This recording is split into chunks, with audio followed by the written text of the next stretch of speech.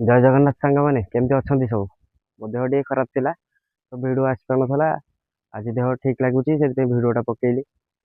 ତ ଆମେ 2 ଦିନ ହେଲା ପିଓ କ୍ଲାସ୍ କରିଦେଇଥିଲେ କିନ୍ତୁ ଆଜି ଥିଲା ଥାର୍ଡ ଦିନ।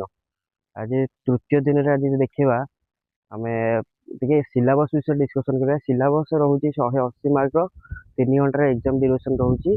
ତା ଭିତରେ ଇଂଲିଶ ରହୁଛି 40 ମାର୍କ, ଆଉ ବାକି 4ଟି subject mathematics, computer and Odia ଆଉ ଜେନେରାଲ ନଲେଜ ଏସବୁ ରହୁଛି ଟୋଟାଲ 140 ମାର୍କ, ମାନେ ପାଖାପାଖି ସବୁ ଗୁଡ଼ିକ 35 ମାର୍କ ଲେଖା। କେବଳ ଇଂଲିଶ 40 ମାର୍କ ନେଇଯାଉଛି।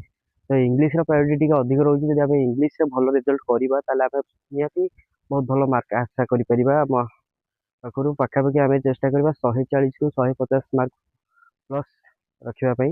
କାହିଁକିନା କାଲି ଯେଉଁଭଳି ସିଜିଏଲର ରେଜଲ୍ଟ ଯାଇଛି, ଶୋକିଂ ନ୍ୟୁଜ୍ ପୁରା। ଓଡ଼ିଶା ସାରା ସବୁ କେହି ବି ପିଲା ଏମିତି ଭାବିନଥିବେ ଯେ 156 ମାର୍କ ଅନରିଜର୍ଭ କଟଅଫ୍ରେ ଯାଉଛି। ତାମାନେ ଆମକୁ ବହୁତ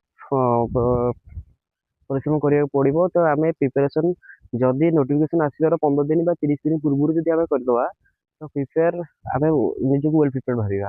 ନୋଟିଫିକେସନ୍ ଆସିଲା ପରଠାରୁ ଆମେ ରିଭିଜନ୍ ଆରମ୍ଭ କରିବା। ବାରମ୍ବାର ରିଭିଜନ୍ କରିବା ଦ୍ୱାରା ପାଠ ପଢ଼ା ବହୁତ ଭଲସେ ମନେ ରହିଯିବ। ତାପରେ ଆମେ ନେକ୍ସଟ ପିଓ ହେବା ପାଇଁ ଯୋଗ୍ୟ ହୋଇପାରିବା। ଜୟ ଜଗନ୍ନାଥ। ଧନ୍ୟବାଦ। ଭିଡ଼ିଓଟି ଭଲ ଲାଗୁଥିଲେ ଲାଇକ୍, ସେୟାର ଆଣ୍ଡ କମେଣ୍ଟ କରିବେ।